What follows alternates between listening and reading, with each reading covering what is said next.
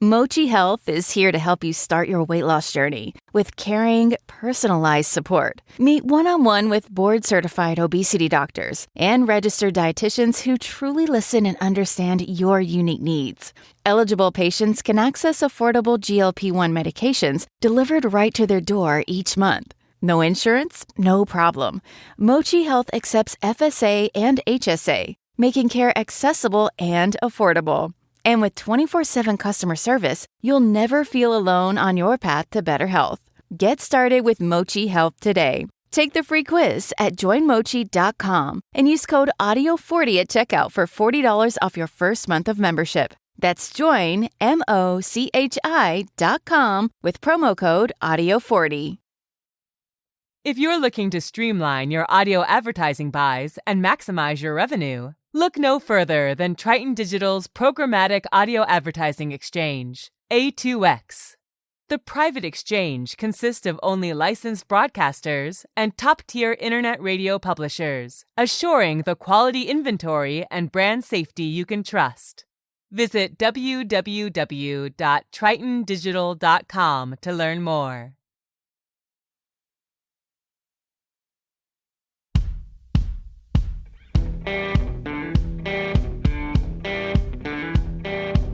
I'm Brett. And I'm Alice. And we are the Prosecutors.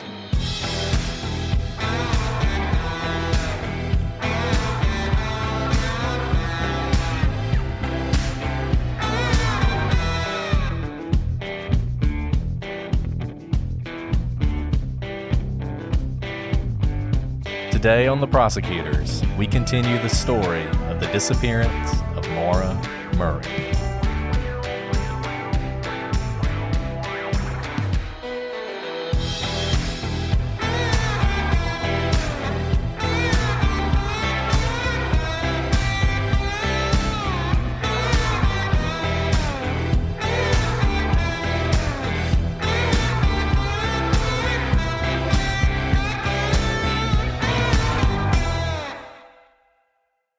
Hello, everybody, and welcome back to the Prosecutors.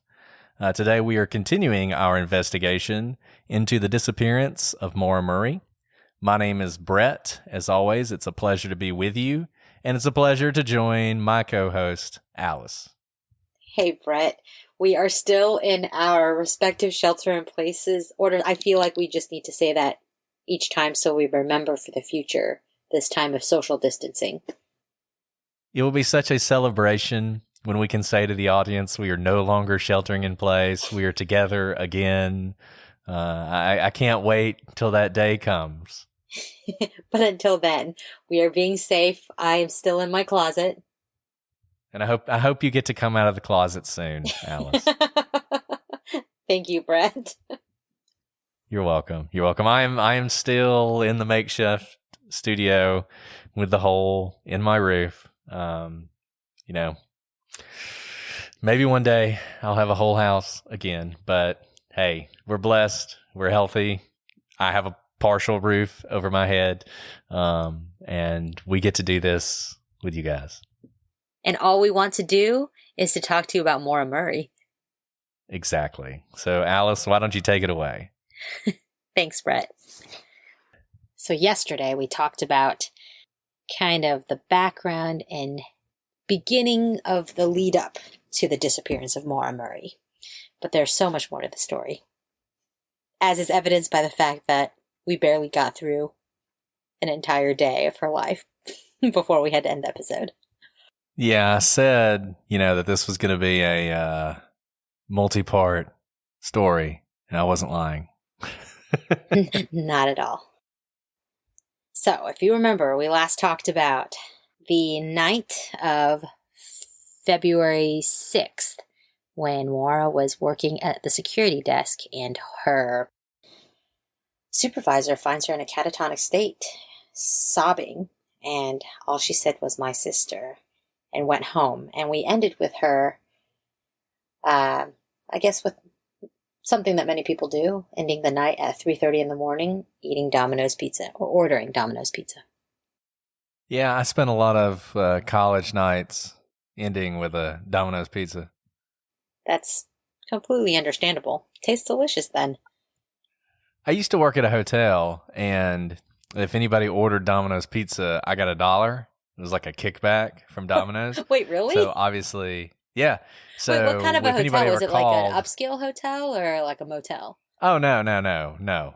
Definitely not an upscale hotel. But the kind of hotel where the ladies of the night would occasionally rent a room and ply their trade. That kind of hotel. Brett, I had no idea. A motel. It was more a motel than a hotel. Okay. Was this in college? Yeah, this was in college. And Domino's, so if someone ordered a Domino's pizza, the delivery guy would always come by and give me $1, whether I was involved or not. So, So of course, would you ever encourage Domino's deliveries? absolutely. If somebody called me and asked, like, where should I order pizza? I've always said Domino's. It works brilliantly. Man, they are like, that's a really good plan, Domino's. I didn't know they did that sort of word of mouth advertising. Way to go, Domino's. I don't know if it's a widespread thing or not. So, we covered, I think, February 6th, the night, and we got into the early morning of Saturday morning. Now, something really interesting happened Saturday morning because Maura's dad, if you remember, Fred, withdraws $4,000 from multiple ATMs. So presumably he's driving around, kind of hitting the limits at each of these ATMs to withdraw $4,000 cash. And he comes to Amherst to buy Maura a new car. Now, she drove a Saturn, but it was about 8 years old at this point. It was a 1996 Saturn, and it's become kind of unreliable at this point. So she's been asking people for rides to class, and you know, I presume she doesn't live very far from class, and so her car is quite unreliable that she kind of can't depend on it to get to class. Do you know anything about Saturns, Brett? Are they reliable cars? Because 8 years doesn't seem that old. You know, good American-made cars. I think they're made in Tennessee. Anyway, my wife, I don't know if you knew this or not, but my wife owned a Saturn. So when I was in college and law school, she had a Saturn. And I mean, it had a lot of issues. It was about the same age as Maura's car when she owned it. And it does not surprise me at all that Maura was having these kind of problems with her Saturn. I remember one time a friend of mine and I borrowed my wife's car, at the time my girlfriend's car. I don't know where we were going to go, but we were driving through Boston and we were in one of those notorious Boston tunnels. And as we're sort of coming up around a curve, coming out of the tunnel, the car breaks down. No. And so we're literally broken down in the left lane of this tunnel. That's terrifying. And it's rush hour. So it's rush hour. So it's pretty slow. The traffic's pretty slow anyway. So it's not bad. And we call the tow service and we're like, hey, you know, we tell them where we are and everything. And we're there for so long. And so rush hour starts to end and these cars are going faster and faster around the corner in this tunnel. And I'm just thinking somebody's going to slam into the back of us and kill us. Anyways, so you're saying they're not super reliable cars? They are not super reliable cars. They weren't super reliable cars. They don't exist anymore. But some people have expressed the same surprise that you did, that a relatively new car, would have these kind of problems. But it doesn't surprise me at all. My first car was like a 15-year-old Nissan Altima, you know, and I drove it for like almost a decade. And so that's why I was like, 8 years, that's a young, you know, spring chick right there. But yeah, I had a Toyota Camry that I drove for about that long, and it was the same thing. It was fine. It was great. It was a great car. But we're not getting paid for any of these shout outs to Domino's or Camrys or Nissans, by the way. But if those companies wanted to... But if Domino's is listening... we'll take $1 for every pizza you make. If only. Exactly. But, I mean, so back to this $4,000 and coming to buy her a car. As you may remember, we ended last episode with the fact that there had recently been a hit and run of a UMass student about a mile from where Maura was working. We're not saying necessarily this is why, but this is weird. Isn't it strange? It's It's not strange that Maura's been having trouble with her car and you might want to buy another one. But if her father was going to drive all the way to Amherst, which I forget exactly where he lives in Massachusetts, but he certainly lives closer to Boston. So it's a couple hour drive at least out there. And he's going to help her buy a car and he's going to get $4,000 together. Why wait until the Saturday morning you're coming out there and you're going around to ATMs and withdrawing your limit to get this amount of money together? It's just that makes no sense. Strange thing to do. It seems like you found out that morning you need to get a car. That's why you withdrew. And also, here's another thing. Some people may buy cars all cash. Some people buy houses all cash. I didn't have that kind of money when I was in college. And so I, had payments on cars and whatnot. And so this is also interesting that he's taking out a bunch of cash to have a lot of cash on hand to buy a car.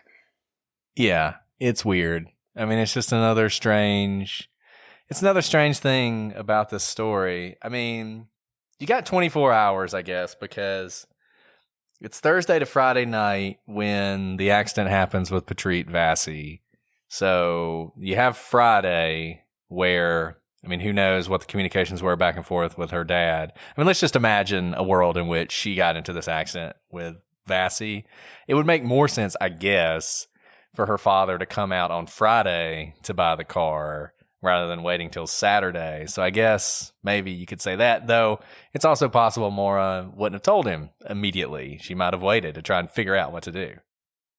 So what we know about this whole car buying situation actually comes from Maura's sister, Julie. And keep this in mind, as Brett noted earlier, there's definitely a version of this story or a theory of what happened to Maura that her family believes. So, keep that in mind when we hear things from her family. So her sister Julie says that Maura and her father had gone looking for cars, and they'd actually narrowed down to just a few vehicles that they planned on buying in the near future. But they don't yet buy the car, even though her dad had withdrawn all that money. Instead, that night, so we're still talking Saturday, Maura and her friend Kate, they have dinner with her dad. I guess that makes sense. Your dad comes into town. Maybe her dad takes them out to dinner.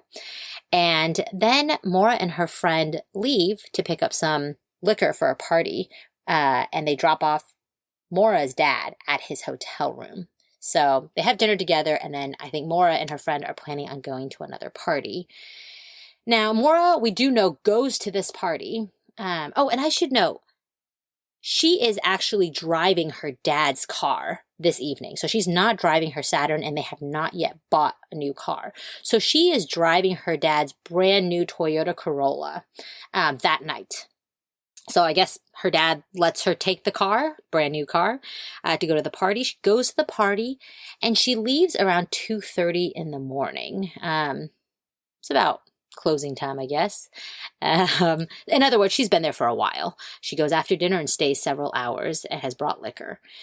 Sometime after that, we're not exactly sure when, but, again, we're talking early hours of now Sunday morning now. While Maura is driving towards her dad's motel where he's staying, she actually ends up crashing her dad's car. So again, this is his brand new Toyota Corolla into a guardrail on Route 9 in Hadley, Massachusetts. And she does some significant damage on it. She incurs it's like an $8,000 in damages, which for a brand new car, that's not good news. And it's so much damage, actually, that the insurance company later considers this brand new car completely totaled. We don't know much about that crash because there's really no charges or citations filed by the police officer who shows up that night responding to the crash. We don't know if the cop did a sobriety test or any test of that sort. And we do know that there's a tow truck that has to come out because, remember, the car is basically totaled. And the tow truck driver drives Maura to her dad's hotel, where she then ends up staying the rest of the night, which is not that long because at 5 a.m., so probably just a couple hours after she gets there after the crash, Maura calls her boyfriend. We don't know what they talk about. We just know that she calls her boyfriend. This is another one of those nights. I don't know if Maura slept during the day or what, but this is another night where Maura's not getting a lot of sleep. And I don't know how significant that is, as we talk more about what happened, but she's out at a party until 2:30 in the morning. She gets into an accident, and if you've ever been in an accident, it takes a while to clear the scene. I mean, it takes a while before you can leave. She gets to the hotel. She's calling her boyfriend at 5. There's not a lot of rest going on here. Sounds like she probably just showed up at the hotel, maybe like showered off, shook it off a little. I've been in a car accident before. I'm pretty shaken afterwards.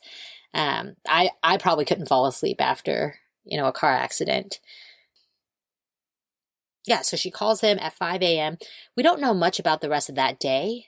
All we know is that later that night, so the entire day passes by. We really don't know what happens, except at 11:26 that night on Sunday. We're now into Sunday, February 8th, the day before Maura disappears. Her dad calls Maura and reminds her she needs to pick up some accident forms, presumably to file for her insurance claims for the car that she has totaled. And I also note here that they still haven't bought a car. We still haven't bought a car.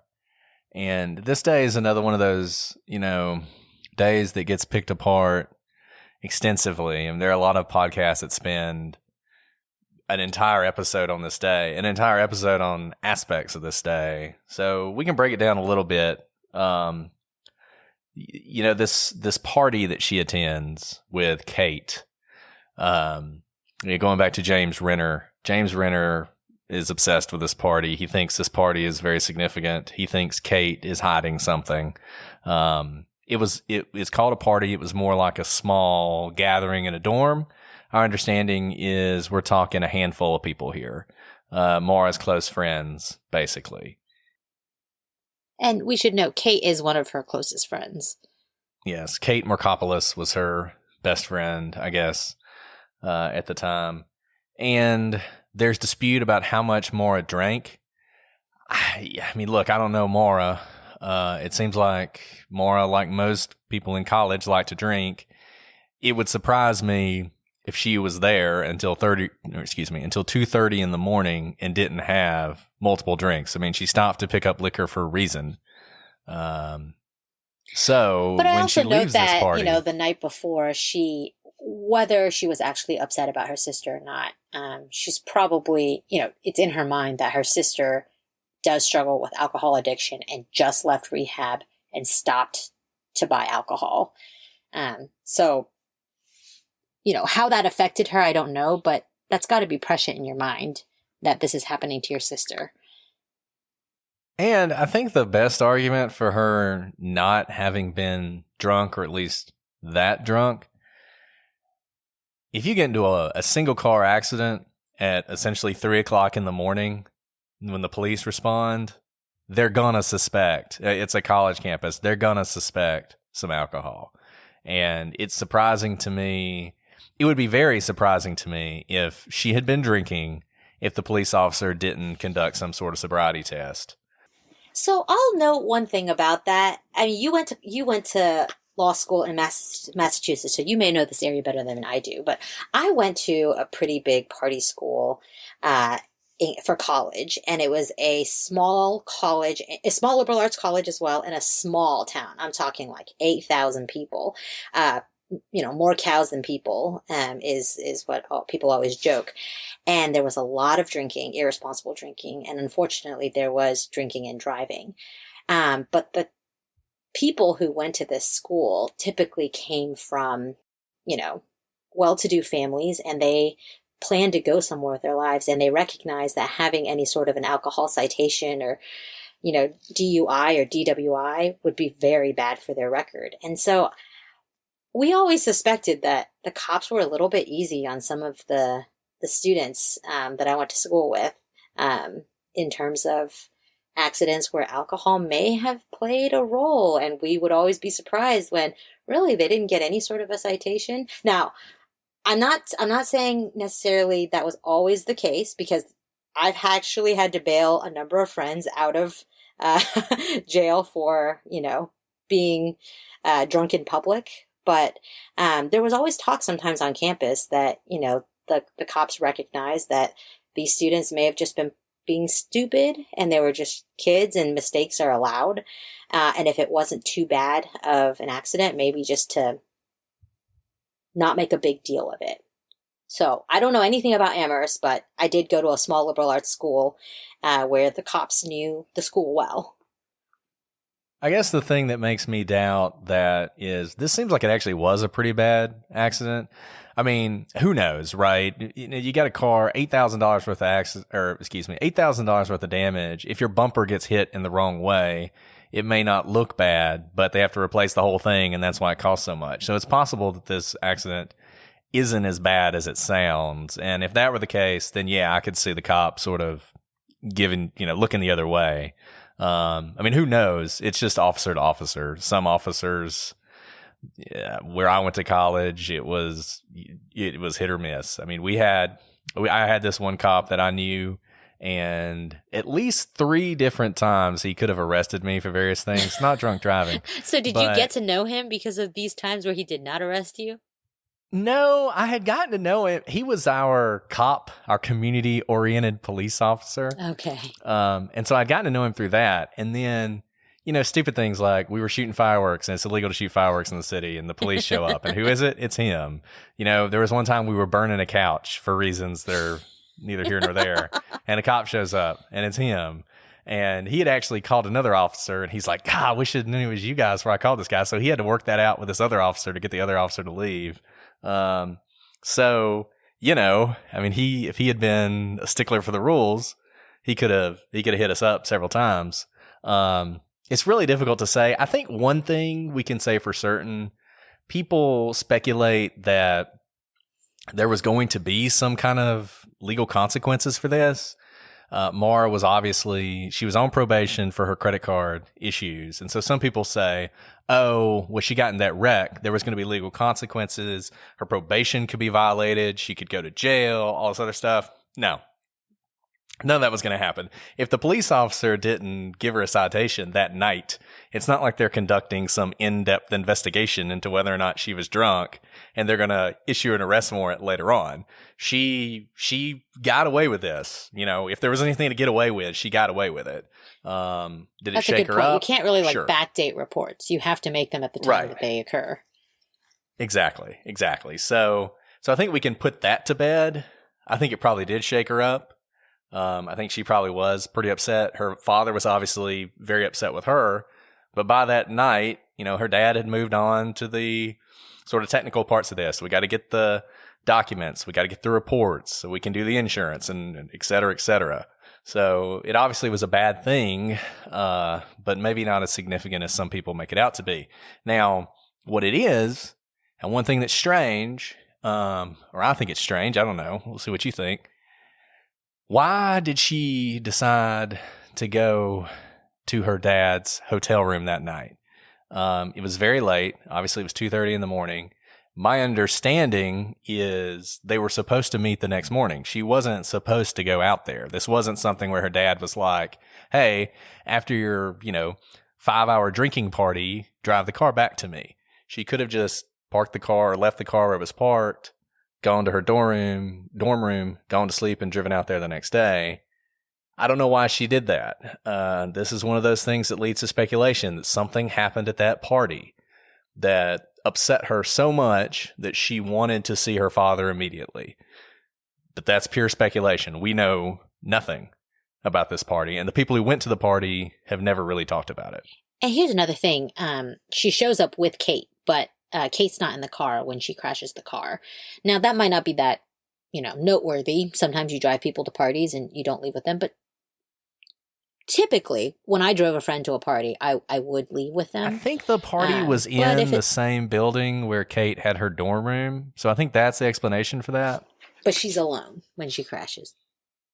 Yeah, and that's actually another thing, though. I mean, I've been to a lot of parties where I've had to take keys away from people if they were drunk. Obviously, not everybody does that. you wonder if if Maura was really drunk, if her friends would have just let her walk out of there and get in her car. Now, maybe they didn't know, but we just, we just don't know anything about this. We just don't know anything about this party other than she went to it, and after it was over, she decided to go see her dad in the middle of the night, and she wrecked her car.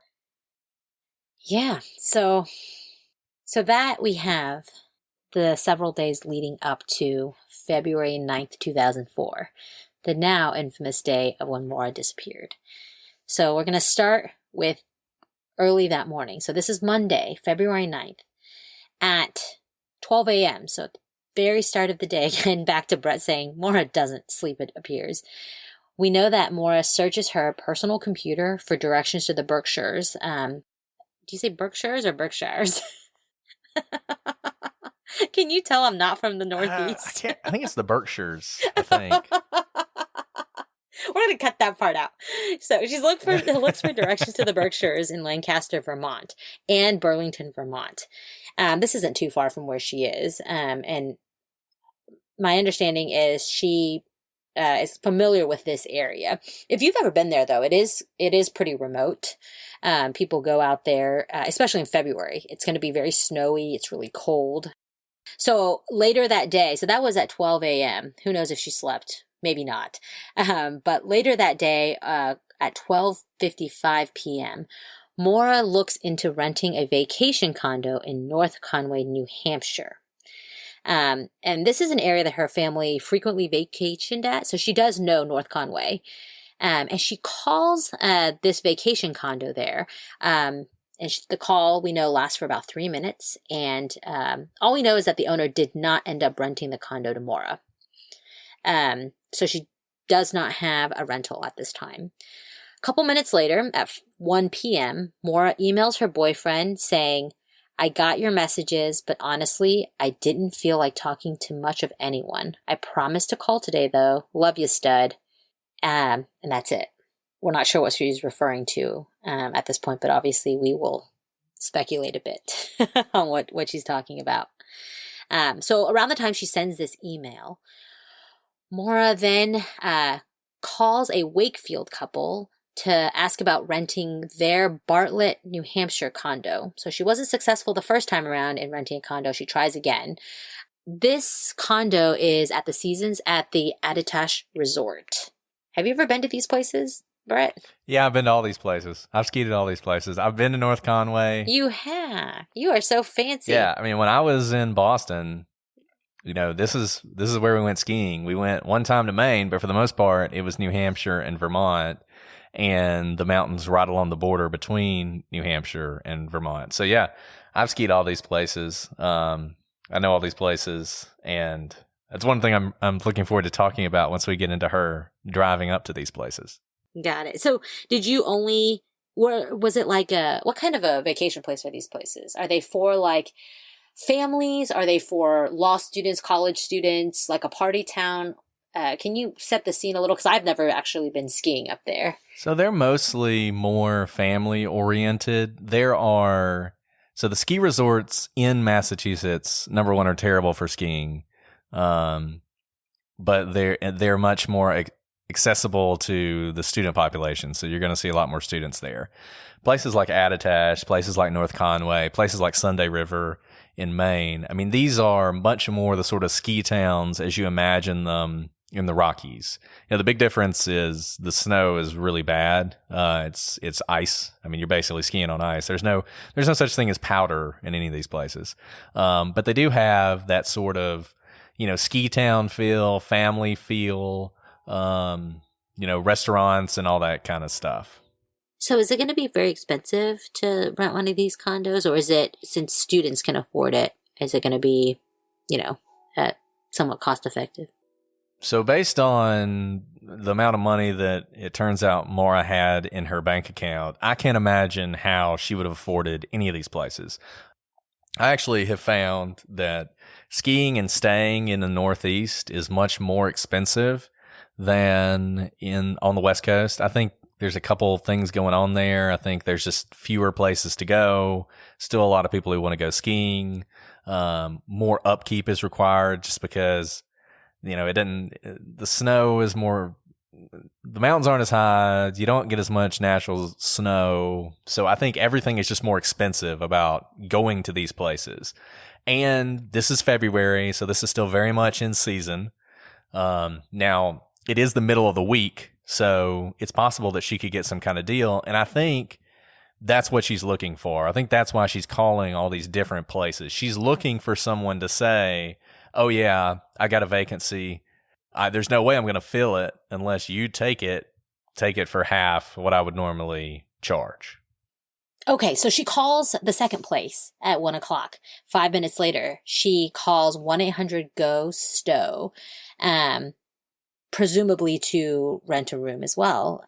This call lasts just about 5 minutes, and we know that she does not rent a room there either. So it sounds like she's kind of just dialing a bunch of places looking for somewhere to rent. Yeah, it's pretty clear. She wants to go to the White Mountains. She wants to go to New Hampshire or Vermont, but she doesn't really care where she goes. And that is fairly typical up there. I don't know that I ever went to the same ski resort area twice. There's not a lot to differentiate them. So I don't think it's one of those things where her heart was set. She really wanted to go to North Conway, which is a beautiful place. And obviously it's not, because she's just trying to find a place to go. I think she just wants to get away. So we find out later that even though she's called 1-800-GO-STOW, the phone systems were not operating properly. So likely when Maura called that number, she probably heard an automated recording along the lines of, not being able to get through to someone to book a room. So she calls 3 different places, seemingly does not rent anything. Not seemingly, she doesn't rent anything. And a few minutes after that call, at 1:13 p.m., Maura calls a classmate and she leaves a voice message. So there's conflicting reports about what, but there seems to be a consensus among people that the voicemail is about returning some scrubs, or to have the classmate give her the assignment they had in that class. So it has something to do with either returning something or class, or maybe she's making plans for missing class. And if anybody knows the answer to this, that'd be great. I mean, one of the problems with Maura Murray, if you try and research Maura Murray, there is so much stuff out there, and it's all conflicting, and all you can really do is build the best timeline you can and try and use the best information you can. So at the end of the day, who knows why she called this person? People make a big deal about her returning the scrubs. People who subscribe to a theory that she's going up there to kill herself. This is her like taking care of her business, and one of the loose ends was she needed to return these scrubs. Now, if on the other hand she's getting the assignments that she's going to have from this person, that tells a very different story. That seems like not the kind of thing you would do if you were going to commit suicide. One thing that I've been thinking about when about all the uncertainty is it's a little bit strange that there's so much uncertainty about what happens in these voicemails, about whether she's sitting at the security desk or not, about whether she's crying or catatonic, all these sorts of things. And the thing about this story is there's lots of people around. She leaves a voicemail for someone. She's riding in a car with Kate. She sees her dad. She sits at a security desk where people are coming in and out. And, at first glance, I'm like, why are there so many unknowns when there are so many people touching this case? But the thing is, like we said at the beginning of the Maura Murray episode, is none of this is significant at the time. Think how many voicemails you've received and can't remember what they say because it's not eventful at the time. Or how many people you may see coming in and out of the library if you're sitting at the library at the security desk, or just in the library, or wherever you're standing. None of this is significant at the time. And people's memories become faulty very quickly.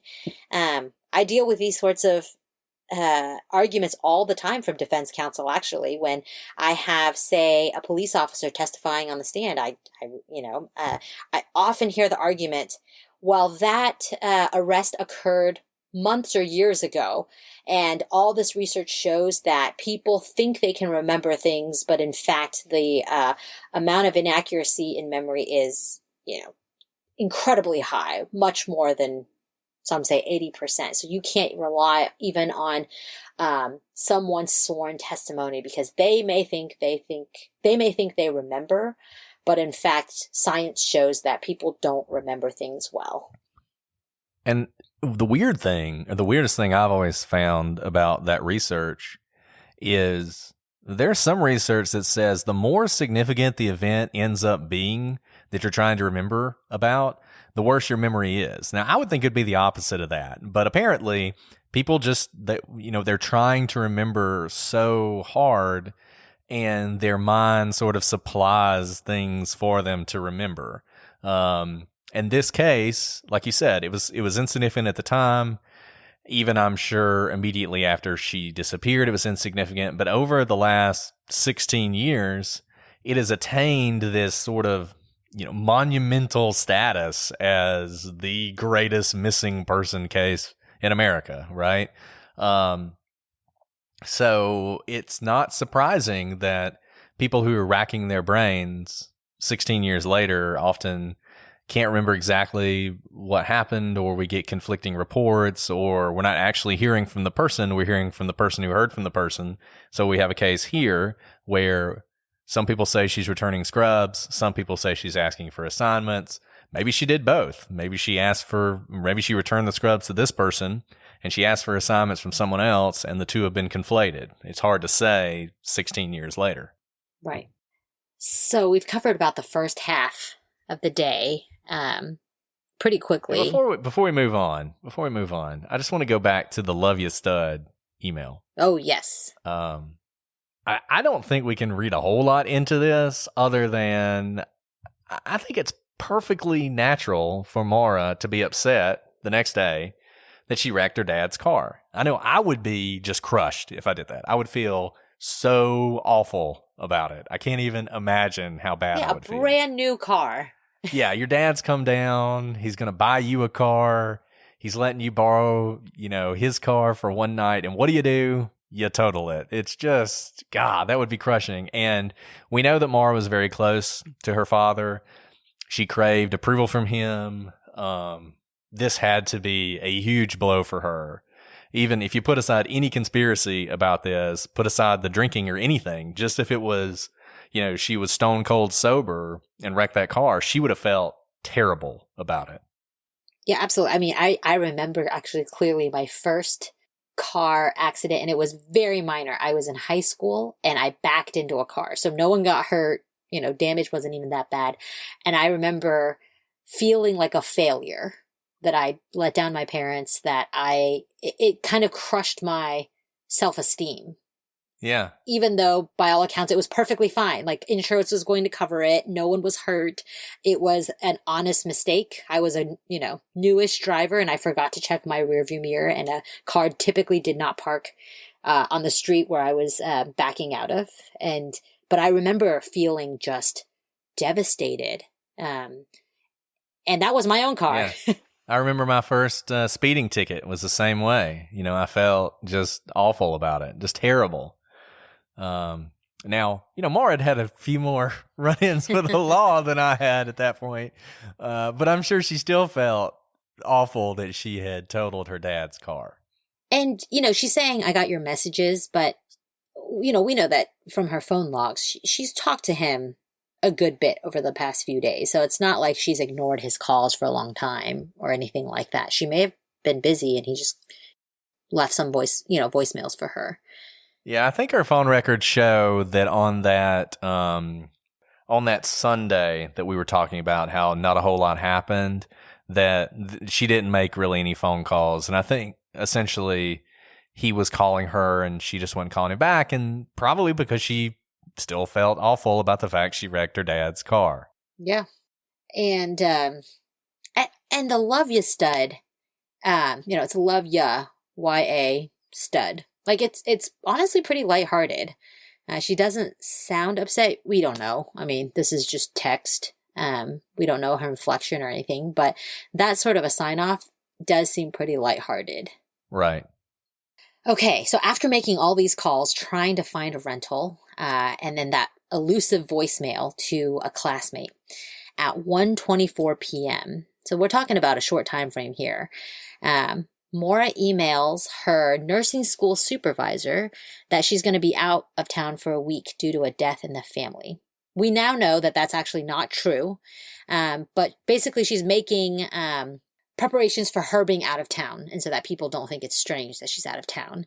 And she says to her supervisor that she'll be in contact when she returns. So what do you think about this? Like, how does that strike you? She's just saying a week. I mean, if you've had a tough time and your plan is just go get away for a little bit, it makes sense to cover your tracks a little bit so people don't come, obviously people will be worried about you if you don't show up to class, if, you're not around. I don't necessarily think this means that, for sure she was going to go kill herself or anything like that. I think it just means that she plans to get away and doesn't want anyone following her or suspecting her or talking to her, really. She's buying herself time to be alone. Do you think it's pretty, I don't know. This may just be me and maybe I'm just weird. It feels extreme to me to say there's been a death in the family, to be that specific, not just I need to be out of town to take care of something, but, we've had a death in the family. Here's the thing. I thought about why a death in the family. And remember, I was a peer counselor in college. The thing with a death in the family is everyone will feel sorry for you. So there's immediately sympathy for you. And also people typically don't ask many questions because our culture really doesn't like death.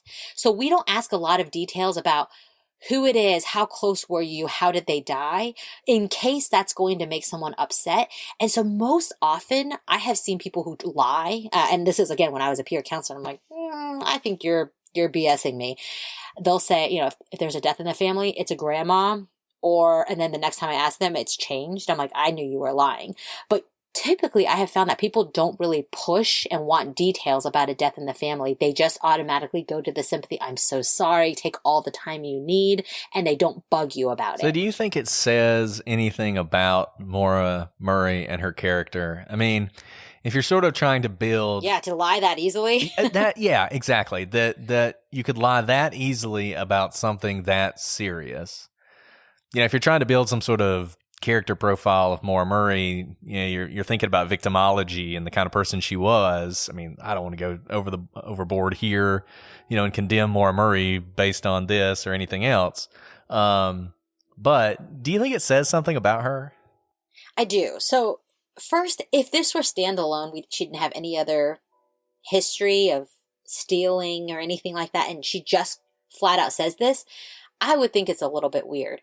But the fact that she, steals from Fort Knox a small amount, she, then kind of has all this little bit of drama around her life, just this low level current of drama, totaling her dad's car, her own car doesn't work really well, stealing a credit card number and buying food, that sort of thing. And then being the type of person who would be sobbing at her work. Those sorts of things paint a picture for me of someone who kind of low level drama. That girl who just has a bit of drama. It could be a guy too, but in this case, she's a girl, a woman. I've known those types of people, and they are able to kind of lie without thinking much about it. I don't think they're pathological or anything, but I do think maybe she has this sort of drama around her. Yeah. And I think it's just one of those things as we are inching closer and closer to the day of her disappearance. Well, we're on the day of her disappearance, but to her actual disappearance. I think it's just one of those things to keep in the back of your mind. Like you said, this is just the latest in a series of strange things. I mean, strange might not even be the right word, that Maura has done. And look, her family will say, and I agree with them 100%, that people are cherry picking the very worst moments in Maura's life and trying to build something out of that and ignoring everything else about her. I get that. But frankly, this isn't as significant as stealing the credit card or stealing from Fort Knox. And that almost makes it worse because it seems so pedestrian for her to tell this whopper of a lie about someone in her family dying, and she just does it without a second thought. Right. I mean, it's coming like minutes after she calls a rental place. It's almost like she's just taking off things like, no big deal. I'm just going to tell a lie. It's not even to her a lie almost. It's just like on her list of to-do. Got to get out of, classes. Check. And another thing about this is we're just sort of building this psychological profile. Like you just said, this is minutes after her calling all these places, trying to find a place to stay. She hasn't found a place. So apparently she has decided she's going up there, come hell or high water, even if she has nowhere to go. And she's just sealed the deal right here. This is immediately after failing to find a place. She's sending out that email saying somebody died. She's going somewhere now because you can't explain that. You can't cancel the death. She's going to have to deal with that when she comes back. But I think this goes along with what you were saying. She didn't have her mind set on going anywhere in particular. She just wanted to go. Right. And she was going to go no matter where it was, or really, apparently, if she even had a place. Right. Exactly. After she tells this, what we now know as a lie, at 2:18 p.m., Maura calls her boyfriend. Remember, she had sent an email about an hour and a half earlier, with the love you stud. She calls her boyfriend and leaves a message where she promises that they would talk later. The call lasted about a minute, and we know that Billy did not answer because, now this is kind of strange. He was actually on the phone with Maura's friend Kate. Remember Kate? She was the one who rode with Maura to the party the night she wrecked her dad's new car. I think this is the weirdest thing. This is super weird because, okay, so cell phones back then, maybe you can't see who's calling in, but there's a beep in, and he presumably has been calling her all day and does not hear from her. And if he's like anxiously waiting from her, if he gets a busy signal, like not busy signal, but like a incoming call while he's on the call, I would think that you'd switch over thinking it's her or making sure it's not her. Yeah, and by this time, I mean, this is 2000, what is this, 2004, 2003, 2004? Yeah. He definitely would have known it was her calling him. And, your best case scenario is he's talking to Kate because he's worried about Maura and is looking for her. I mean, that's really your best case scenario. Now, I'll add one other thing to make Billy sound good. So there definitely is that. Or he's called, so he's gotten the email, so he knows that Kate is safe, right? That she's okay. She just doesn't feel like talking. And he gets the email from Maura, knows that Maura's okay. So he's not worried about her whereabouts, but he calls Kate because he's like worried about how she's doing after the accident or something along those lines. And my thought is, if Kate tells him something that he wants to hear more about, and so he's like, oh, wait, I see that she's calling in, but finish what you're telling me first. And so I don't know if this makes me a weird person or not, but I don't think I have ever called a girlfriend's friend. I can't think, and who knows, right? Like trying to think back 20 years ago to when I had girlfriends. But I can't think of a time when I called the friend of my girlfriend for really any reason. I don't even know that I would have had their numbers. And I don't know that Billy knew Kate outside of Maura. Billy went to West Point, so I don't know how much he was in with this Amherst crew. But I don't know. I mean, it's probably completely innocuous. It doesn't mean anything. But to me, it just seems strange. It just seems strange. It seems like a strange thing.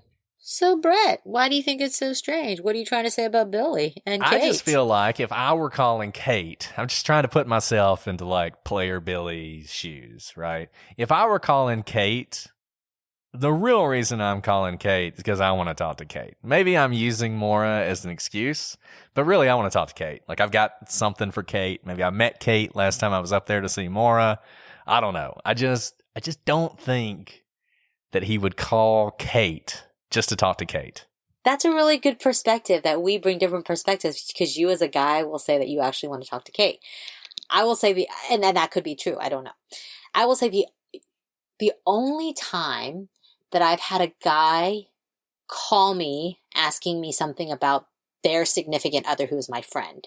So if I'm in Kate's shoes, they're calling about their girlfriend, was when they were really worried about them for some reason along the lines of like, they're going through something or there's some drama. Again, this kind of goes back to the drama thing. And this doesn't happen often. It's not like I regularly talk to my friends' boyfriends or spouses. But thinking back to college, the only time that would happen is if my friend was kind of a high maintenance kind of drama queen and the boyfriend needed some help dealing with it. And look, that makes perfect sense here. You know, she just got in that wreck. She talked to Billy at who knows what time o'clock in the morning, 5 o'clock in the morning or whatever it was. Billy was probably, Billy's out in the military. He's probably got drill at 5:30 and is wishing he could get a little bit more sleep. And Maura's calling him, losing her mind, freaking out about this wreck.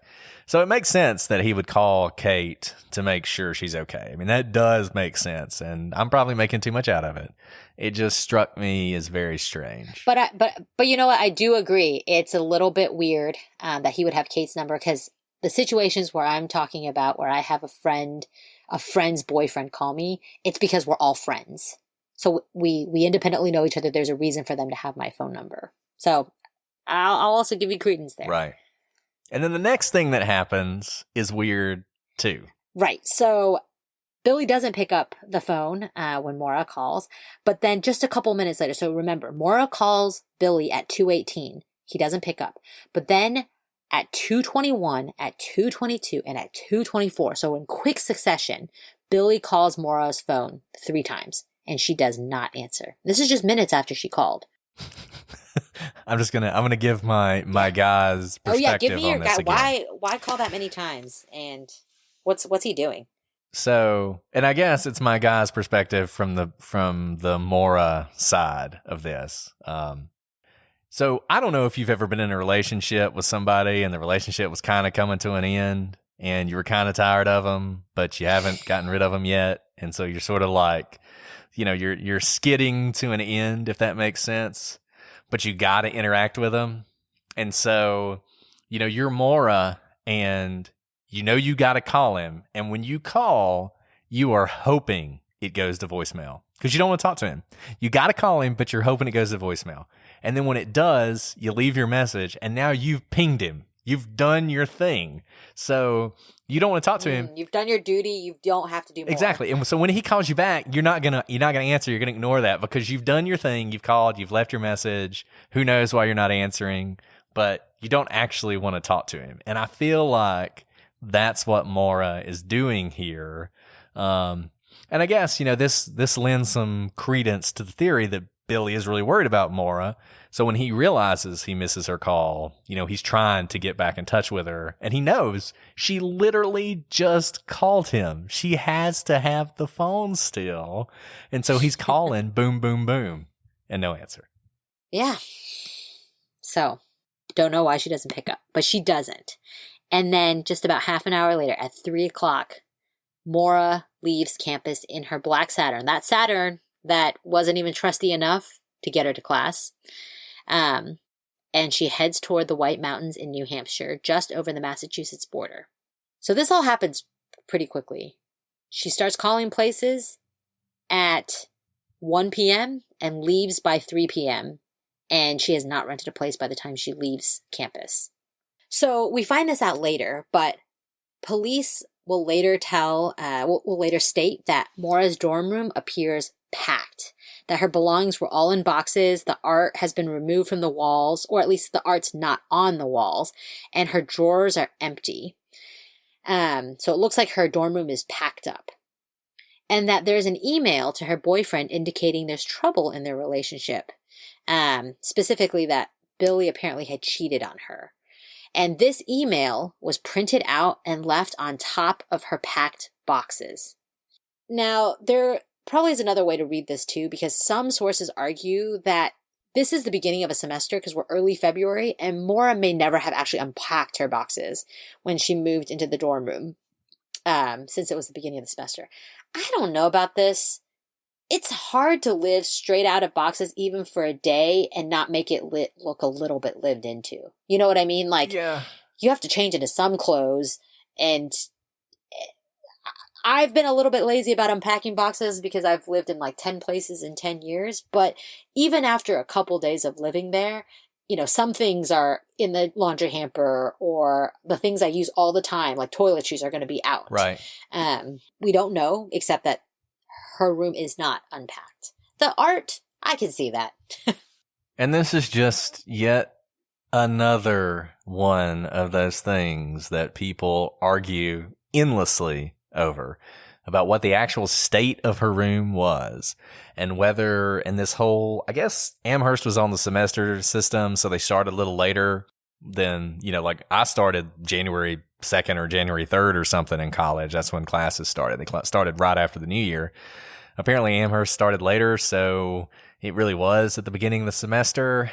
We know she was there at least Thursday, you know. So that's at least 4 or 5 days, which, again, what I was saying is if you've been there for a couple days, at least it looks a little more lived into. And another thing I don't know, and has never been clear to me, and I've never been able to nail down, did she move rooms? You know, because It's February, not August. So was there a reason she would have packed up everything at the end of the semester, only to unpack it in February? I don't get that. I don't understand that part of it. I certainly didn't do that. I stayed in the same room for the whole academic year. So when I went home for the Christmas holidays, I definitely didn't pack up my whole room. And I'm sure, you know, somebody can email us about this. Look, if you're listening to this, you probably know as much or more about it than we do, because people are obsessed with this case. But if you know the answer to those questions, you know, please hit us up with them. But the whole thing has always struck me as strange. The email itself is from, it's not a recent email. It's from like either a few months or maybe even a year earlier, about, you know, Billy had cheated on her, and they were sort of working through that. I don't know why you'd print that email out. You know, I know it's 2004, and I know people treated email differently then than they do now, but I don't remember printing out a lot of emails. So why are you printing that email? Now, the people in the suicide camp, and leaving it behind. Yeah, the people in the suicide camp say she packed up her room to make it easier on her family, and she left that email so Billy would know, this is one of the reasons I did what I did. Who knows? Yeah, who knows? Really, who knows? But what we do know is 30 minutes after leaving campus at 3:30 p.m., Maura withdraws $280 from an ATM, which we now know is almost all of the money from her account, leaving only $16 behind. So like what we were talking about earlier, it's not like she had a ton of money in her account. Probably, you know, $280 is not probably going to pay for a week, certainly not a week's worth of a condo at a ski resort during peak season. But she withdraws that money and she stops at a liquor store. And we do have surveillance images indicating that Maura was alone at these stops. She was by herself. And we know that Maura buys $40 worth of liquor, including Bailey's Irish Cream, Kahlua, vodka, and a box of Franzia wine. Yeah, and she also got some of those like Seagram's wine coolers or whatever, the blue ones, which they found later as well. But yeah, I mean, basically, she's buying, it looks like she's going to make some White Russians maybe. And cheap wine. Or Black Russians if she doesn't have any cream. And yeah, and a box of wine. A box of wine. Which is like cheap wine, the kind that gives you like a wine headache. Oh yeah, it doesn't get any cheaper than a box of Franzia wine. I mean, that is as low. I mean, of the $40, that was what? $1.50 of it? Maybe $1.50. We would have. I haven't seen Franzia wine since college, actually. No, I haven't either. I don't know that I've seen Franzia wine since high school. Well, you had a classier college experience than I did, apparently. No, it was less classy because we didn't drink wine. But though questionable whether or not, you know, Natty Light is more classy than Franzia wine. I don't think it's significant that she took most of her money out of her ATM just because she didn't have that much. And I know when I was in college and all my friends were in college and we were living paycheck to paycheck, as it were, we often didn't have any money in our bank account. And she's going out on this trip. This is probably the biggest thing she's going to do for a while. It's not surprising that she would take that money. And I don't think it's significant in any way, like, oh, she's now got all her resources to go do whatever she's going to do. And part of that's just because she didn't have money resources. So I don't know exactly what amazing thing she could do on $280. But I do think it's significant that she takes her broken down car that she doesn't even trust to get to class in to drive into the snow to the White Mountains. It's insane. It's insane. That is this insane. Is, we're talking about, when we talked about bad decisions that Maura has made, and this one is inexplicable, particularly for someone who knew the area. She is not some tourist who's never been to the White Mountains. She and her family spent tons of time in the White Mountains. This was a place she felt comfortable. This was a place she felt at home. And the fact that she took that car up those roads, I mean, we're going to talk about this more tomorrow when we talk about the actual accident, but I have driven a Saturn up those exact same roads, and you are taking your life into your own hands doing that. And it is just not surprising to me that things ended up the way they did.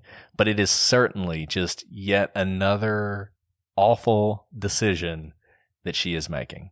But you know what this says to me, though? She really was desperate to leave town, even if it meant bad decisions. She was calling places, one after another. She didn't find a place to rent, didn't care, left anyway. She probably had no other means of leaving. This was her car, and she, had totaled her dad's car, and her dad's not there anymore. And she plans to leave for longer than a few hours. She says that she's going to be gone for the week. So she probably can't just borrow someone's car for that. So I think this reads to me someone who's just, I don't even care anymore. I just got to get out of here. Right. And when you think about what happened and why she's doing what she's doing, I think this goes, look, and I get it. The family doesn't want to hear anything bad about Maura, and they don't want to focus on anything negative about her. And they have said 1,000 times that all they care about is what happened that night in New Hampshire. And I get that. But I think it is a mistake to ignore what was going on with her beforehand, because, like you said, one of two things is true. Either Maura is really not thinking clearly and is making really bad decision after really bad decision, and she's just making bad decisions, or for some reason she is desperate, and that desperation is driving her to do these things, and they're not bad decisions. They're actually good decisions given the circumstance that she's in. Either way, Maura, she's in danger. She doesn't know it, but she's in danger, because the decisions she's making are putting her in a situation where something terrible can happen. So we've talked a lot today. We've got you to the point where the next thing that happens is the accident that leads to Maura's disappearance. We're going to stop here for now. In our next episode, we're going to talk about that accident. We're going to talk about the timeline. We're going to talk about the people who saw Maura, when they saw her, how much time elapsed between the accident and the last time she was seen. We're going to explain some of the weird things that happened that night. We're going to talk about some of the anomalies. We're going to talk about the witnesses. And hopefully, when we finish that discussion, you're going to understand why, if you don't already, why this story has captivated so many people for the last 15 years. But until then, Alice, it's been fun. I've enjoyed it. I hope everything is great over at your house. My closet is still wonderful. I look forward to the day when we can do this together again. May it be soon. May it be soon. But, for now, I'm Brett. And I'm Alice. And We are the prosecutors.